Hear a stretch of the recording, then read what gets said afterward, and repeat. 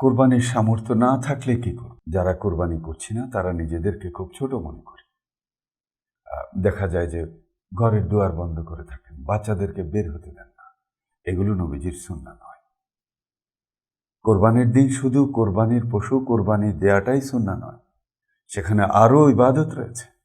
ঈদের নামাজ একটি ইবাদত, তাসবিহ তাহলিল, আল্লাহ পাক সুবহানাহু ওয়া তাআলার জিকির আজকার, এগুলো ইবাদত। ঈদের দিনের রাতে তাহাজ্জুদ থেকে শুরু করে আল্লাহ পাক সুবহানাহু ওয়া তাআলার কাছে ক্ষমা প্রার্থনা করা, অন্য দিনের চেয়ে নিশ্চয় এই রাতের ফজিলত অনেক বেশি। এই সুন্নাহগুলো আমরা আমল করব। এবং নবীজি সাল্লাল্লাহু আলাইহি ওয়াসাল্লামকে তো একজন সাহাবী জিজ্ঞাসা করেছেন, ইয়া রাসূলুল্লাহ, আমার তো সামর্থ্য নাই, আমার ছেলে আমাকে একটা দুগ্ধপোষ্য পশু দিয়েছে, আমি কি তা কোরবানি করব? নবী সাল্লাল্লাহু আলাইহি ওয়াসাল্লাম বললেন, না, তোমার তা করতে হবে না।